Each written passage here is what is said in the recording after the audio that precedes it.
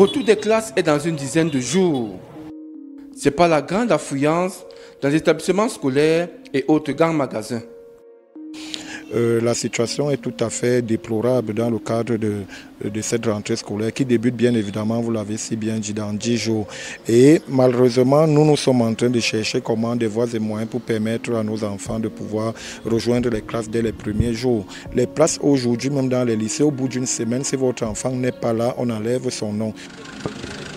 Malgré cette situation préoccupante, élèves, parents, chômeurs sont embrigadés dans le débat du stade qui va abriter le match du 7 septembre 2024. Quoi qu'on fasse, l'actualité reste dominée par le prochain match des Lions indomptables et les références sont les mêmes dans le discursif. FECAFOOT, MINSEP, ONIES, ETO, staff technique, convention, textes et décrets présidentiels. Les noms d'oiseaux nocturnes et autres filiations de congrégations religieuses sont donnés aux différents protagonistes. Ce qui se passe avec le sport aujourd'hui est tout au moins à mon avis décevant. D'abord pour tous les acteurs, en premier lieu le ministre des Sports qui prend toutes les allures d'un intellectuel mais qui se retrouve dans une situation comme celle-là. Parce qu'en réalité, il doit savoir que son pouvoir en tant que tutelle, il n'est que la tutelle, il n'est pas la hiérarchie. Il y a une très grande différence. Il doit donc savoir où ses pouvoirs se limitent. Et le type de communiqué qui nous sert, c'est un communiqué en réalité qui devrait être servi après concertation avec toutes les parties prenantes et accord. Il ne faut pas simplement se concerter, mais il faut s'accorder sur les termes, sur ce qu'on va dire et arrêter. Et ce type de communiqué a été toujours, pour la plupart du temps, co-signé entre le président de la FECAFOOT et le ministre des Sports. Entre le rapace qu'est l'hibou d'un côté et l'homme de foi qui est de l'autre, il y a comme un clash qui se met. Mais au final, je pense que ce n'est qu'une distraction.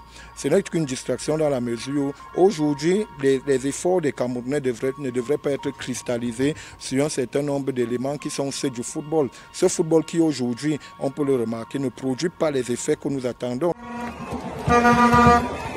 Et si le football se jouait finalement des Camerounais, ou s'il était utilisé pour les distraire des vrais enjeux de l'heure? Ceux qui sont surpris, ce sont ceux qui ont encore un peu d'espoir pour ce gouvernement, cette gouvernance, parce que ce gouvernement ne peut plus rien nous apporter. C'est la marque vraiment d'un gouvernement qui a tout épuisé, qui a fini ses cartes, qui s'est essoufflé, même à l'intérieur, qui ne peut plus se régénérer pour apporter un moindre nouveau souffle. Ce n'est que la résultante d'un système qui est en train de s'effondrer. Et là, je vais le dire de façon concrète, parce qu'on parle peut-être du football aujourd'hui. On valorise aujourd'hui le footballeur plus que celui qui a fréquenté. En réalité, c'est parce que le football a présenté l'image que les jeunes de la société camerounaise veulent. C'est quoi? L'image de cette personne-là qui a de l'argent, qui peut partager, qui est sexy, qui est beau et qu'on voit à la télé, qui est star et qui a de l'argent. Contrairement donc à l'image que les autres d'un côté qui ont fait l'école, je prends ici ceux qui nous gouvernent, on peut considérer entre guillemets que ce sont eux qui ont fait l'école. L'image qu'ils renvoient, c'est l'image de certains voleurs, des gens qui vivent des prébendes, qui vivent de la corruption, qui vivent d'un certain nombre de choses. Ça a forcément un impact sur nos jeunes. Lieu de formation et de fabrication de l'homme intégral, la problématique de l'école semble n'intéresser personne au 237. En tout cas, le match Cameroun-Namibie, c'est le 7 et la rentrée scolaire intervient le 9 septembre. Qui vivra, verra.